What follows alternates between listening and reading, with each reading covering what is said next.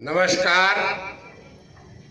आज हम अपनी लिखी हुई किताब पैगंबर हजरत कुरान और बाइबिल के हवाले से तौरात, ज़बूर, बाइबिल और कुरान के संदर्भ में आपके सामने थोड़ी चर्चा करने वाला हूँ।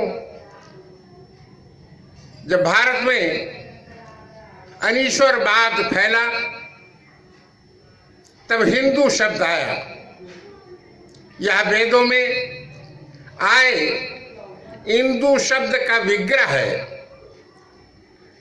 इसका अर्थ है सत्य, और सत्य अर्थात ईश्वर। ईश्वर को मानने वाले लोग हिंदू कहलाए। हिंदुओं की परंपरा में हिंदू धर्म बना।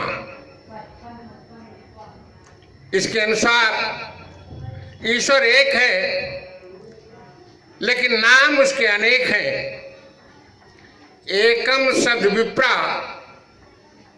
बहुधा वदन्ति, अर्थात ईश्वर एक, नाम अनेक, पूजा पद्धति अनेक की परंपरा विकसित हुई। हिंदुओं में कुछ लोग अग्नि पूजक बन गए। इनकी परंपरा में पारसी धर्म बना। पारसियों से देवता और शैतान की विचारधारा विकसित हुई। इनके देवता का नाम है अहुर मज़्द। अहुर मज़्द याहवे। एक पारसी अब्राहम ने निराकार ईश्वर की उपासना के लिए एक धर्म बनाया। इसे यहूदी धर्म कहा गया। इस परंपरा में मोजेस मूसा पर एक ईश्वरीय किताब उतरी, जिसे तौरेत के नाम से हम जानते हैं। तौरेत। और राजा दाऊद पर भी एक किताब उतरी, एक पवित्र किताब उतरी, जिसका नाम ज़बूर है। इसकी विचारधारा से यहूदी धर्म बहुत मजबूत हुआ और इस्राएल राज्य की स्थापना हुई। इस्राएल राज्य पर रोम ने कब्जा कर लिया, परंतु यहूदियों को विश्वास था कि एक मसीहा आएगा और रोम को हटाकर इस्राएल राज्य को पुनः स्थापित करेगा। जीसस एक यहूदी क्रांतिकारी थे। इन्होंने रोम से रोमन साम्राज्य को उखाड़ फेंकने तथा इस्राएल साम्राज्य की स्थापना के लिए अपने को मसीहा घोषित किया।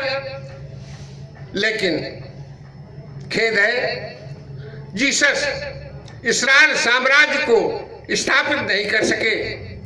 इसलिए यहूदी जीसस को अपना मसीहा मानने से इनकार करते हैं।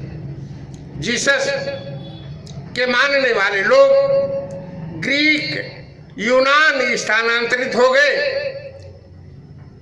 उन्होंने मसीहा को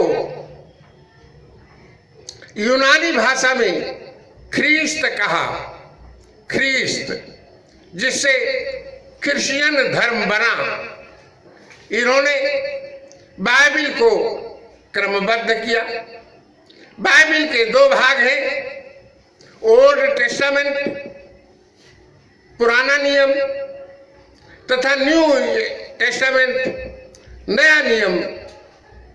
ये उनके देवता याहवे को यहोवा कहने लगे। यूनान के राजा कांस्टीन ने एक कानून बनाया, जिससे जीसस को देवता घोषित कर दिया। तभी से जीसस को देवता कहा जाने लगा। इस्राएल की स्थापना के बाद यहूदियों ने जीसस क्राइस्ट ईसा मसीह में आस्था रखने वाले एक इस्माइली कबीले को इस्राएल से बेदखल कर दिया था। यह कबीला, इस कबीले को अरब वालों ने अपने यहां स्थान दिया। ये वहीं रहने लगे। इन्होंने अरबी भाषा अपनाई।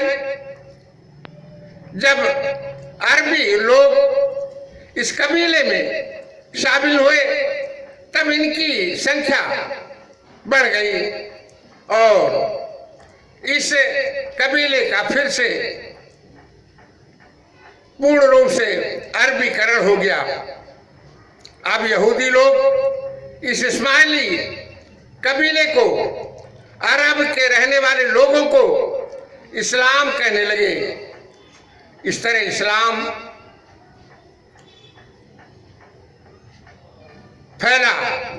इस्लाम में एक संत हुए हजरत मोहम्मद सल्लल्लाहु अलैहि वसल्लम। हजरत मोहम्मद पर ईश्वरीय किताब उतरी जिसका नाम कुरान है। हजरत मोहम्मद के समय में काबा में 360 मूर्तियां रखी हुई थी और हर दिन एक मूर्ति का जो पूजक हुआ करता था वो राजा होता था, जो नया नियम घोषित कर देता था, जिससे बहुत लड़ाइयाँ होती थी और एक दूसरे का कत्ल होता था। हजरत मोहम्मद ने तौहीद, एक ईश्वर का विचार प्रस्तुत किया और मूर्ति पूजकों से कई लड़ाइयाँ लड़ी।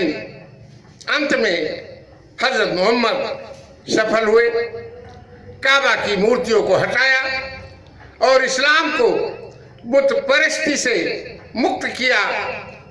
इस्लाम अब हजरत मोहम्मद को अपना रसूल मानकर कुरान के आईने में एक नई डगर पर चल पड़ा। आज के एपिसोड में बस इतना ही। शुक्रिया। जय हिंद।